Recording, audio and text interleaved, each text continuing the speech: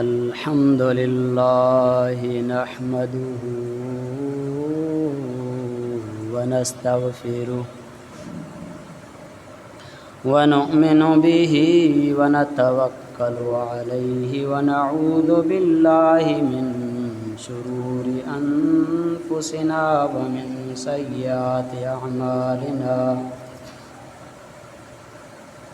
मन यहदिहिल्लाहु फला मुदिल्ल लहु व मन युद्लिल्हु फला हादिय लहु व नशहदु अल्ला इलाहा इल्लल्लाह व नशहदु अन्न मुहम्मदन अब्दुहु व रसूलुहु।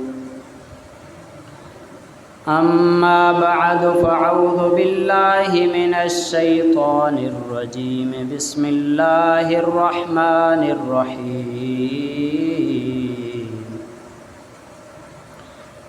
अल्लज़ीना यज़्कुरूनल्लाह क़ियामन व क़ुऊदन व अला जुनूबिहिम व यतफ़क्करूना फ़ी ख़ल्क़िस समावाति वल अर्ज़। रब्बना मा खलक़्त हाज़ा बातिलन सुब्हानक फ़क़िना अज़ाबन नार।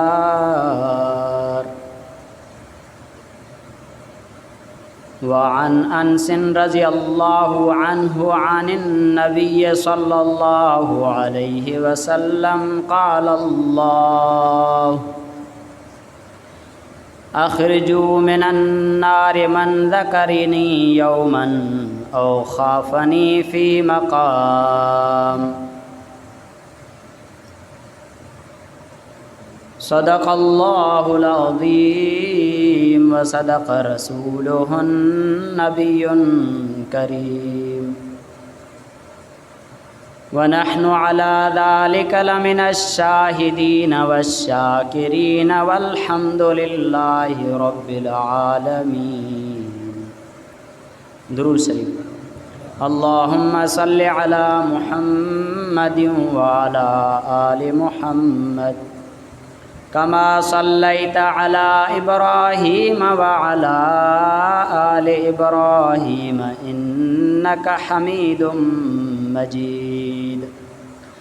अल्लाहुम्मा बारिक अला मुहम्मदिन व अला आलि मुहम्मद कमा बारकता अला इब्राहीम व अला आलि इब्राहीम इन्नका हमीदुम मजीद। न दुनिया से न दौलत से न घर आबाद करने से,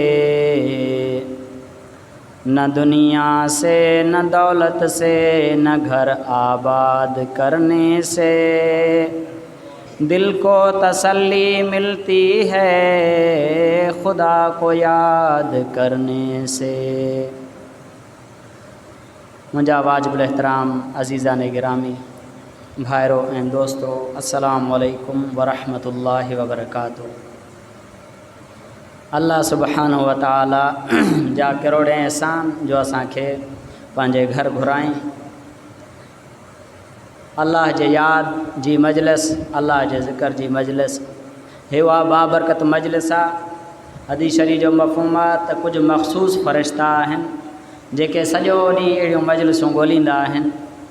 पोइ जिथे ॾिसंदा आहिनि मुख़्तलिफ़ क़ौमनि जा माण्हू, मुख़्तलिफ़ क़बीलनि जा, को कहिड़ी ज़ात जो को कहिड़ी ज़ात जो, सभु अची गॾु थींदा आहिनि अल्लाह जे वॾाई ऐं अज़मत ऐं उनजे ज़िक्र जे लाइ।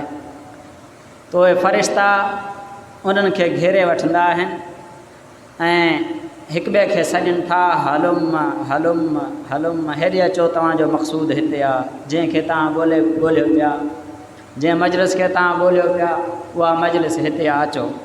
सभु उते अची गॾु थींदा आहिनि। पोइ आसमान ताईं फ़रिश्ता हिक ॿिए जे मथां कतार हणी पुॼंदा आहिनि। पोइ मजलिस ख़तमु थियण जे इख़्तिताम ते उहे फ़रिश्ता मथे ईंदा आहिनि। अल्लाह ताला बावजूद ॼाणण जे फ़रिश्तनि खां पुछंदो आहे त फ़रिश्तो ॾियो ख़बर किथां आयो। फ़रिश्ता अर्ज़ु कंदा आहिनि त या अल्लाह, दुनिया में तुंहिंजा कुझु बाना हुया जेके तुंहिंजे यादि जे लाइ गॾु थिया पिया हुआ।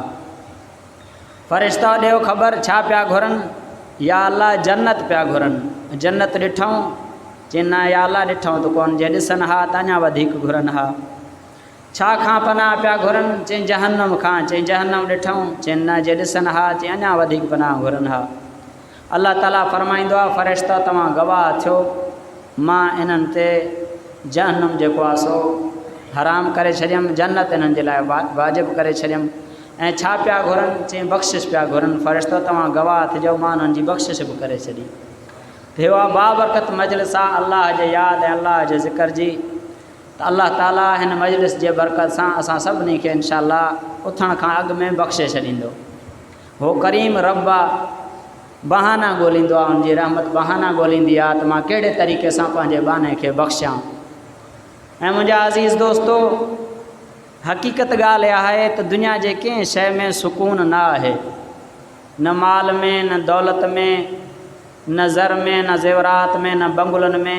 जेकॾहिं हुजे हा त बंगलनि वारा परेशान न हुजनि हा, पर बंगलनि में रहण जे बावजूदु परेशान, गाॾियुनि जे बावजूदु परेशान, ॿनियुनि जे बावजूदु परेशान, कारोबारनि वारा परेशान, माल वारा परेशान। ख़बर पई त इन्हनि में सुकून न आहे। पोइ सुकून छा में आहे? अल्लाह फरमाए थो अला तत्मइन्नुल क़ुलूब बिज़िक्रिल्लाह, दिलनि जो सुकून अल्लाह जे ज़िक्र में आहे, अल्लाह जे यादि में आहे। त हिन यादि इलाही जो चस्को, हिन ज़िक्र जो चस्को, हिन जो मज़ो जेकॾहिं अची वञे त मुंहिंजा अज़ीज़ो हे दुनिया असांखे जन्नत लॻंदी जंहिं बि हाल में हूंदासीं। पर जो ज़िक्र जो चस्को न हूंदो त हक़ीर शयूं, ख़सीस शयूं ॾिसी असांजे मथां अल्लाह जेके किरोड़े एहसान कया आहिनि उन्हनि सभिनी जो दिलि ई दिलि में अल्लाह जी नाशुक्री करे नाशुक्रा थी बीह रहंदासीं। त जॾहिं अल्लाह जे ज़िक्र में लॻी वेंदासीं त अल्लाह हक़ीक़तूं खोलींदो, असांखे ख़बर पवंदी त असांखे अल्लाह ताला घणो कुझु नवाज़ियो आहे। अल्लाह ताला जो ज़िक्र कयूं केतिरो। फरमाए उज़कुरुल्लाह का ज़िक्रि आबाइकुम औ अशद्द ज़िक्रा, फरमाए त अल्लाह जो ज़िक्र तव्हां पंहिंजे अबनि ॾाॾनि जे ज़िक्र खां बि वधीक कयो। को फ़रमान बरदार बचो आहे उहो पंहिंजे माइट पीउ माउ खे कोन विसारींदो आहे। बाज़ारि वञे त बि अमड़ पोड़ी यादि हूंदी अथसि त काशे अमड़ जे लाइ वठो वञा, बाबा साईं जे लाइ कुझु वठो वञा। जेकॾहिं किथे घुमणु फिरणु वेंदो आहे त बि पंहिंजा पीउ माउ यादि हूंदा अथसि। जेकॾहिं ज़िंदा आहिनि त बि हर वक़्तु यादि अथसि, पर जेकॾहिं विसाल फ़रमाए था वञनि त बि फ़रमान बरदार बचो पंहिंजे पीउ माउ जे लाइ रोज़ु पियो कुझु न कुझु ईसाले सवाबु कंदो आहे, उन्हनि खे पियो बख़्शींदो आहे। बचनि जे एतिरे क़दुरु जेको आहे सो पंहिंजे माउ सां पीउ सां प्यारु आहे। वरी पीउ माउ जो बि एतिरो पंहिंजे बचनि सां प्यारु आहे जो क़ुर पाक ऐं अहादीस जे मफ़हूम आहे। मां मफ़हूम ख़ुलासो अर्ज़ु थो कयां, जॾहिं पीउ माउ जन्नत में बि पहुचंदा, किथे? जन्नत में, जन्नत जे आला दर्जनि ते। छो जो पीउ माउ खे जेको मक़ाम मिलंदो औलाद खां वधीक मिलंदो जन्नत जो। जेकॾहिं पुटु आलिम बि आहे, मुफ़्ती बि आहे, वलीउल्लाह बि आहे, पर पीउ माउ खे दर्जो आला मिलंदो, छो जो पीउ माउ जो शान उन खां मथे आहे। त पीउ माउ जॾहिं जन्नत जे आला दर्जनि ते पुॼंदा, सभु कुझु हुजण जे बावजूदु लहुम मा यशाऊन फीहा, उन हर शइ हूंदनि, पोइ बि वरी अल्लाह ताला खां मुतालबो कंदा, या अल्लाह त जेको आहे सो सभु कुझु त आहे, पर जिन बचनि खां ॾिसो के माइट ज़िंदा आहिनि, बच्चा वीचारा विसाल फ़रमाए था वञनि, फ़ौत थी था वञनि, पोइ सॼी ज़िंदगी उन्हनि जे पीउ माउ जूं अखियूं इंतज़ार में रहंदियूं आहिनि त कॾहिं मां पंहिंजे बचे जो दीदार कयां, मां पंहिंजे बचे खे ॾिसां। या कंहिंखां पंहिंजो बचो विछड़ी थो वञे, सालनि जा साल पंहिंजे बचनि जे इंतज़ार में रहंदा आहिनि त असां उन्हनि जो दीदार कयूं, सिकायल हूंदा आहिनि। पोइ जेके बच्चा जवानी में फ़ौत थी विया, नंढपण में फ़ौत थी विया, हाणे पीउ माउ जूं अखियूं इंतज़ार में आहिनि त कॾहिं मां पंहिंजे बचड़नि जो। हाणे उहे पीउ माउ जॾहिं जन्नत में बि आला मक़ामनि ते पुॼंदा आहिनि त अल्लाह ताला उन्हनि खां पुछंदो आहे त तव्हांखे कंहिं शइ जी ज़रूरत आहे? त अल्लाह ताला खे चवंदा, या अल्लाह जेकॾहिं असांजे बचड़नि जो असांखे दीदार करे त असांजूं अखियूं ठरी पवनि। उहे पीउ माउ त केतिरे क़दुरु पीउ माउ खे बचा प्यारा आहिनि, बचनि खे केतिरे क़दुरु पंहिंजा पीउ माउ प्यारा आहिनि। फरमाई त पंहिंजे पीउ माउ खे जेतिरे क़दुरु यादि कंदा हो, उन खां वधीक मूं अल्लाह खे यादि कयो। उज़कुरुल्लाह का ज़िक्रि आबाइकुम औ अशद्द ज़िक्रा, फरमाए पंहिंजे पीउ माउ खां वधीक मूं अल्लाह जो यादि कयो, मूं अल्लाह खे यादि कयो, मूं अल्लाह जो ज़िक्र कयो। ऐं ॿिए हंधि फरमाए वज़्कुर रब्बक फ़ी नफ़्सिक तज़र्रुअन व ख़ीफ़ा व दूनल जहरि मिनल क़ौलि बिलग़ुदुव्वि वल आसाल वला तकुम मिनल गाफ़िलीन। फरमाए पंहिंजे जीव में अल्लाह खे यादि कर। इन खे ज़िक्र क़ल्बी चइबो आहे, माना ज़बान बंदि वात बंदि दिल में माण्हू पंहिंजे अल्लाह खे पियो थो ज़िक्र करे। वज़्कुर रब्बक फ़ी नफ़्सिक, पंहिंजे जीव में अल्लाह खे यादि कर, दिल में अल्लाह खे यादि कर, आहोज़ारी करे पंहिंजे अल्लाह खे यादि कर, ख़ौफ़ मां पंहिंजे लिकाए लिकाए पंहिंजे अल्लाह खे यादि कर। व दूनल जहरी मिनल क़ौल, बग़ैर ज़बान हिलाइण जे, बग़ैर कुझु ॻाल्हाइण जे अल्लाह खे यादि कर दिल ई दिल में। बिलग़ुदुव्वि वल आसाल, सुबुह जे टाइम बि पंहिंजे रब खे यादि कर, शाम जे टाइम बि पंहिंजे रब खे यादि कर। वला तकुम मिनल गाफ़िलीन, उन मिठे रब जे यादि खां कॾहिं बि गाफ़िल न थी। सभु इंशाअल्लाह ज़िक्र कंदा न, हर नमाज़ खां पोइ थोरी देरि या को मख़सूस टाइम कढी नमाज़ ज़िक्र तिलावत, इहे बि सभु ज़िक्र आहिनि, पर अल्लाह ताला हिकु अञा वधीक ज़िक्र पियो थो घुरे, जंहिं ज़िक्र जे बरकत सां उहो सॼा कम ई ज़िक्र थी वेंदा। त फरमाए थो उहो ज़िक्र कयो। ऐं ॿिए हंधि फरमाए अल्लज़ीन यज़्कुरून अल्लाह क़ियामन व क़ुऊदन व अला जुनूबिहिम व यतफ़क्करून फ़ी ख़ल्क़िस समावाति वल अर्द। फरमाए त जेके माण्हू हे मोमिन उहे आहिनि जेके बीठे बि अल्लाह जो ज़िक्र कंदा आहिनि, वेठे बि अल्लाह जो ज़िक्र कंदा आहिनि। सॼो ॾींहुं पंहिंजनि कमनि कारनि में त अल्लाह जो ज़िक्र कंदा आहिनि, पर जेॾी महिल वञी पंहिंजे पहलुनि ते पासीरा थी सुम्हंदा आहिनि त सुते बि अल्लाह जो ज़िक्र कंदा आहिनि। अल्लाह उन्हनि खे हर वक़्तु यादि आहे, अल्लाह उन्हनि खे हर वक़्तु यादि आहे। जॾहिं अल्लाह यादि हूंदो त अल्लाह जा सॼा हुकुम बि यादि हूंदा, त हर वक़्तु मुंहिंजो रब मूंखां छा थो चाहे, मुंहिंजो अल्लाह हिन वक़्तु मूंखां कहिड़ो कमु थो करणु चाहे। ॿिए हंधि फरमाए या अय्युहल्लज़ीना आमनू ला तुल्हिकुम अमवालुकुम वला औलादुकुम अन ज़िक्रिल्लाह। हिते अल्लाह पंहिंजे ख़ासि ईमान वारनि पंहिंजे मोमिननि खे ख़िताब थो करे त ॾिसो तव्हांखे मूं अल्लाह जे यादि खां गाफ़िल करण जे लाइ ॿ शयूं ख़ासि आहिनि, उन्हनि जे करे मतां मुंहिंजे यादि खां गाफ़िल थी वञो। हिकु औलाद ऐं ॿियो माल। ऐं ईमान वारो मतां तव्हांखे तव्हांजो औलाद ऐं माल मूं अल्लाह जे यादि खां गाफ़िल करे छॾे। अक्सर माण्हू खां गुनाह बि जेको आहे सो माल जे चकर जे करे थींदा आहिनि। सूद खाइण जे, सूद जे हिसाब सां रिश्वत खाए थो त माल जे चकर में, ऐं कंहिंसां कंहिंखे धोखो थो ॾिए त बि मिलावट थो करे त बि माल जे चकर में। त हाणे जेके बि जंहिं बि क़िस्म जे माल जे नाजाइज़ कमाइण जो जेको बि तरीक़ो इख़्तियार करे थो उते अल्लाह खां गाफ़िल थी थो वञे, अल्लाह जे हुकुम खे छॾे थो ॾिए। ऐं या वरी औलाद जे करे चवंदो आहे किथां बि आणियां, हराम आमदनी सां हराम तरीक़े सां अचे या हिलाल तरीक़े सां अचे, जिथां बि अचे पर बचनि जे लाइ कुझु कयां। ईअं न आहे करिणो, हलाल तरीक़नि सां जाइज़ तरीक़नि सां जेतिरे क़दुरु थी सघे बचनि खे ॾिजे। जेकॾहिं न पुॼी सघे त माण्हू पोइ पंहिंजी क़बर बचनि जे करे कारी न करे, जेतिरे क़दुरु थी सघे करे, न पुॼी सघे त बचनि जे करे पंहिंजी क़बर कारी न करे, बचा क़बर कोन छॾाईंदसि। वमन यफ़अल ज़ालिका फ़उलाइका हुमुल ख़ासिरून। अल्लाह फरमाए थो जेको ईअं कंदो उहो ख़ासारे वारो हूंदो। जेके बि ईअं कंदा उहे छा हूंदा? ख़ासारे वारा, नुक़सान वारा हूंदा। नबी करीम सल्लल्लाहु अलैहि वसल्लम फरमायो त जॾहिं जन्नत जे बाग़नि वटां गुज़रो त ख़ूब चरे खाओ पीओ। मफ़हूम आहे। साहबा अर्ज़ कयो या रसूल अल्लाह सल्लल्लाहु अलैहि वसल्लम जन्नत जा बाग़ छा आहिनि? फरमाए हे ज़िक्र जा हल्का, हे जन्नत जा बाग़ आहिनि। हे जेके असां वेठा आहियूं न हे जन्नत जे बाग़ में वेठा आहियूं।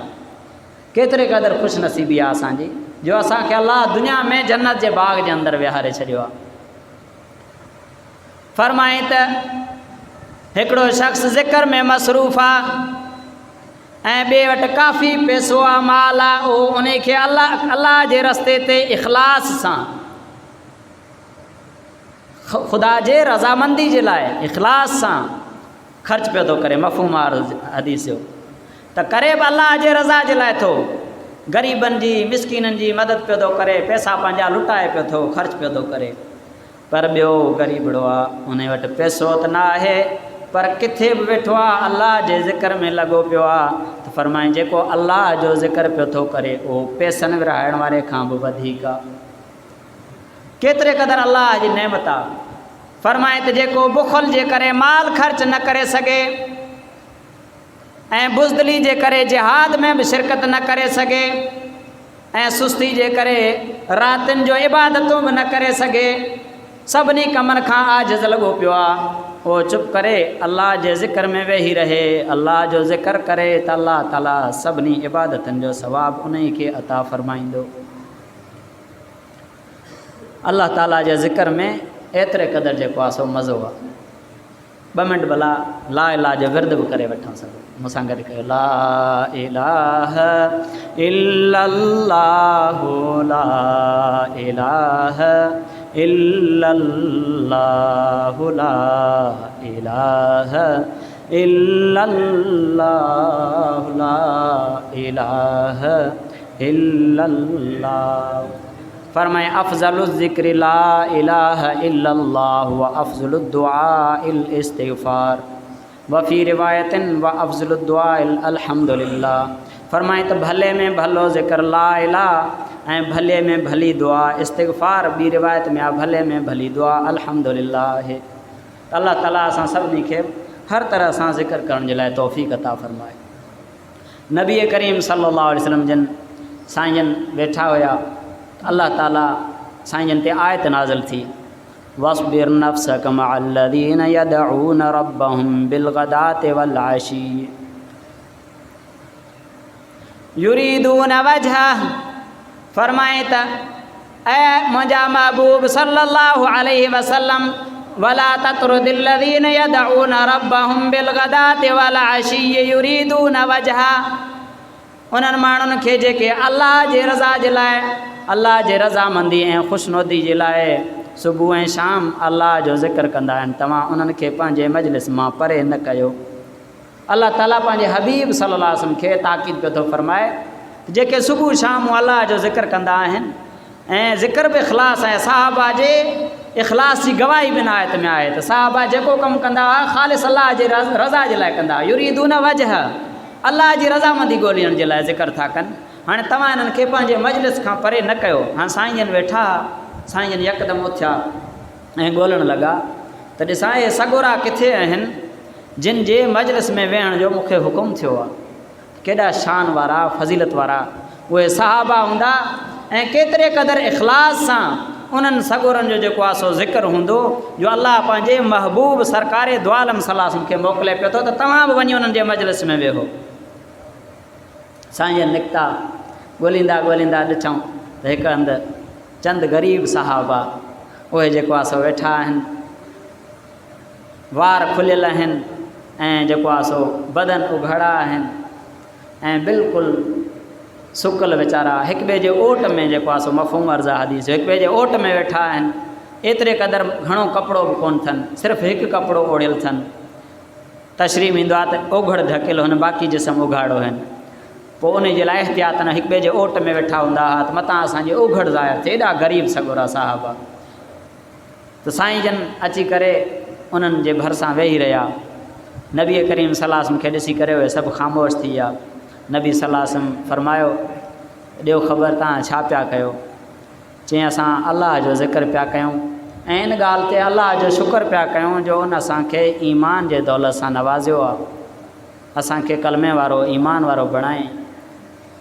त हुज़ूर सल्लल्लाहु अलैहि वसल्लम फरमायो, तमामु तारीफ़ूं उन अलाह जे लाइ आहिनि जंहिं मुंहिंजे उम्मत में अहिड़ा शख़्स पैदा फ़रमाया जो ख़ुदि मूंखे उन्हनि सां वेहण जो हुकुम कयो वियो आहे। त अल्लाह ताला वार जे ज़िक्र जा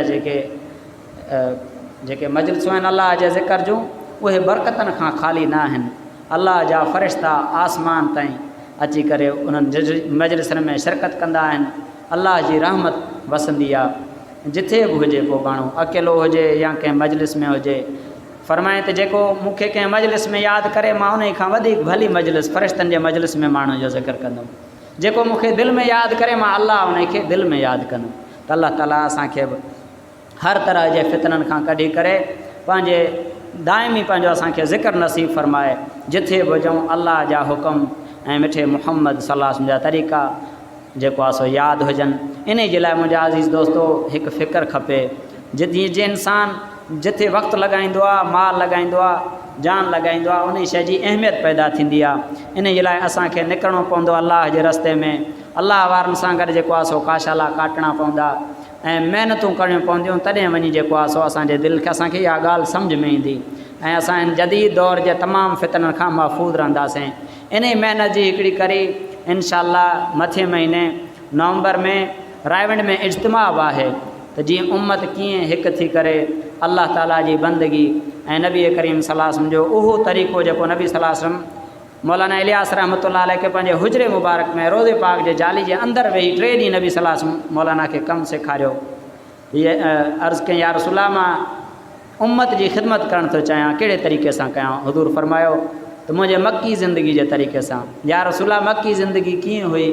फरमाए मक्की सूरतुनि में गौर व फ़िक्र कर, वञी तूं सिंध पाकिस्तान में कमु कर। पोइ आयो उन अची करे हिन मौलाना इलियास रहमतुल्लाह अलैह बुनियादु रखियईं, महिनत शुरू कई। अॼु उन जे महिनत जे बरकत सां पूरी दुनिया में हे कमु फैलिजी वियो आहे। असां बि इन में पंहिंजो हिसो कढंदासीं त इंशाअल्लाह जेके इनामात उन्हनि जे लाइ बुज़ुर्गनि जे लाइ अल्लाह ताला ठाहिया हूंदा आख़िरत में असांखे बि अता फ़रमाईंदो। सभु इंशाअल्लाह इज्तिमा जी तयारी कंदा नवंबर महीने में। अल्लाह ताला जेको कुझु चयो आहे अमल जे लाइ तौफ़ीक़ अता फ़रमायो। आख़िर दावाना अल्हम्दुलिल्लाहि रब्बिल आलमीन। ऐं इंशाअल्लाह मथे हफ़्ते असांजे मस्जिद में बि सीरतुल अंबिया सल्लल्लाहु अलैहि वसल्लम जे हवाले सां जलसो आहे। उन जी बि सभिनी खे दावत हुजे, पंहिंजे दोस्तनि खे बि उन जलसे खां आगाह कयो। व आख़िर दावाना अल्हम्दुलिल्लाहि रब्बिल